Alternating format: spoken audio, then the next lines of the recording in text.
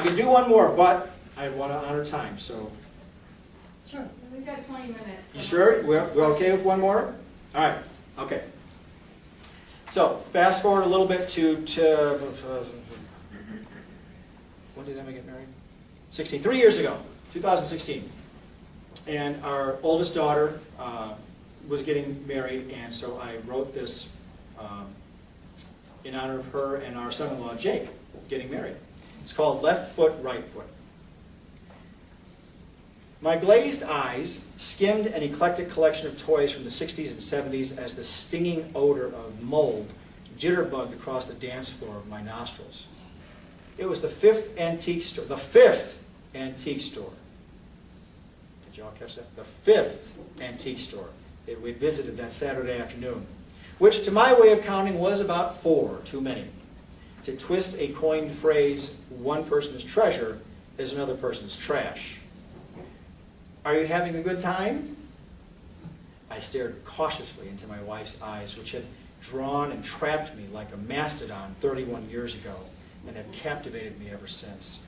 Her bright smile was toothy proof that she was thoroughly enjoying this item on our growing list of the kids are grown up so we don't have to stay home every minute of the day adventures. Now, as a veteran married person, I immediately recognize this as a trick question. Much like the classic, does this outfit make me look fat? Its tone and intention seem harmless enough, yet the implications of the answer are potentially deadly. A proper response would require every bit of rhetorical skill and relational finesse honed over 27 years of marriage, knowing full well that this woman, though wonderful, charming, smart, fun, talented, and loving, could easily smother me in my sleep for less provocation than this answer. I inhaled, quickly, silently weighed several options, and decided that in this case, honesty, strategically stirred with a hint of nuanced flirting, was my best play. I exhaled, and then I replied. You know, I smiled. My hands playfully cupped her hips. I don't particularly like antiques, but I love spending time with you, and that's what's really important. Ah, well played, sir. Well done. Success. Her laugh, the laugh of an adulthood of trial, tribulation, life, and love together, rang with an understated but clear doubt, softened by understanding, patience, and good-humored forgiveness for her partner's quirks and quibbles. Her entrancing eyes squinted Clint Eastwood-like, mouth open, grinning ever so slightly, as she noiselessly nodded for several seconds. Uh-huh. The words hung in the air like exhaust fumes, creating a cloud of uncertainty as she turned toward the door. I wasn't sure how to read that reaction. Only a second before, I had mentally clapped myself on the back. Now, as we headed to store number 6, I wondered if I'd actually succeeded, and if so, at what cost. In any case, our marriage survived another test, and that is always a cause for celebration. Marriage has been on my mind a lot recently. Kelly and I will soon mark our 27th wedding anniversary. Then 2 weeks later, to the day, we will give our oldest daughter, Emma, away to the love of her young life in holy matrimony. Among a lifetime of accumulated experiences and hopefully wisdom, this is what I want our daughter and future son-in-law to know and practice and honor. Like many important parts of life, marriage is complex and sometimes more about what it's not about than what it may seem to be about. For example, youthful passion is a wonderful part of marriage. But marriage is not about physical fireworks, as our oversexed, media-hyped culture would have us believe. Eventually, in a strong, healthy relationship, the fireworks light the sky less often, but ignite a slow and long-burning intimacy which is not doused by age or time. Likewise, marriage is not about property or possessions.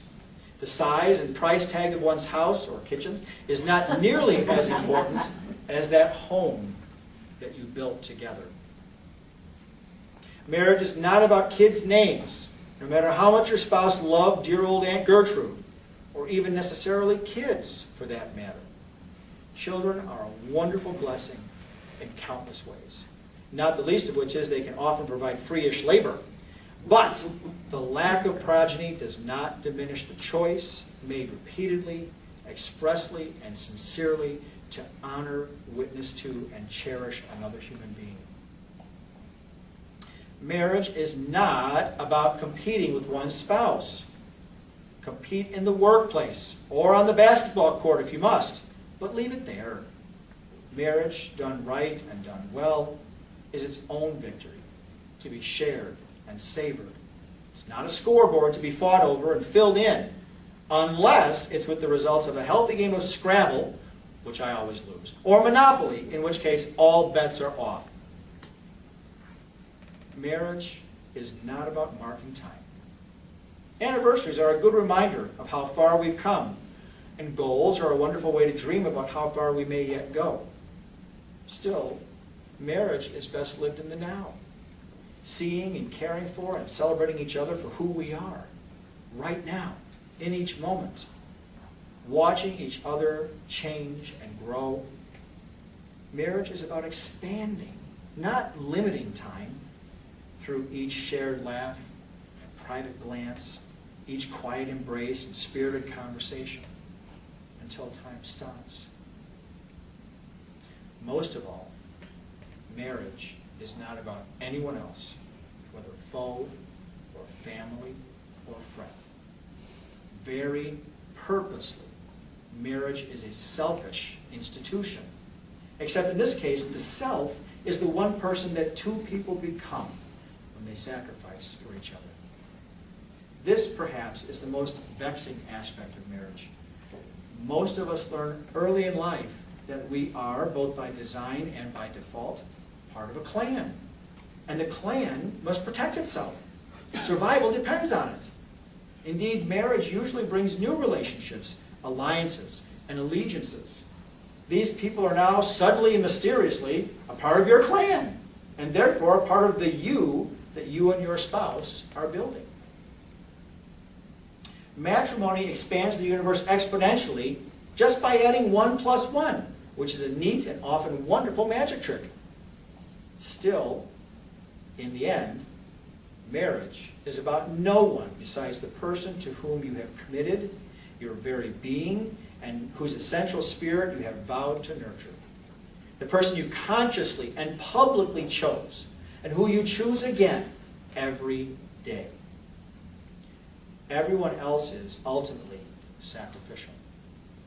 Bright, joyous and sparkling ornaments on the tree of your shared and growing life, but not worth keeping if they overburden the branches. Intuitively, this seems wrong, yet in a way made real only through the airy wisps of faith that bind us to God and to each other, it makes perfect sense. True love, the kind that compels us magnetically toward another human being, motivates us to sacrifice part of me for the whole we, and captures and reflects another's beauty in our eyes, is strongest when it is direct, focused, undiluted by external forces or internal interests. Faith writer Anne Lamott, in her wonderful book Traveling Mercies, wrote, "This is the most profound spiritual truth I know, that even when we're most sure that love can't conquer all, it seems to anyway." Marriage is about that kind of love. Solid, committed, overcoming, resilient. The kind that costs much, yet yields more. The kind that changes entire worlds with two of the smallest words, I do. God is love in our lives. Grace is God speaking to us and through us and within us, sometimes whispering, sometimes shouting, but always chattering away. Marriage is grace come alive. Like any conversation, for best results there must be a sender and a receiver. Two parties, listening, working, sacrificing, creating, always for the greater good, which is to say, always for the other. Like that antiquing trip, marriage is not about what's on the shelf. It's about the journey. Store to store, up one sidewalk and down another, one step at a time. Through life, walking, left foot, right foot, hand holding hand, souls intertwined, hearts tightly bound. First two, then one, together.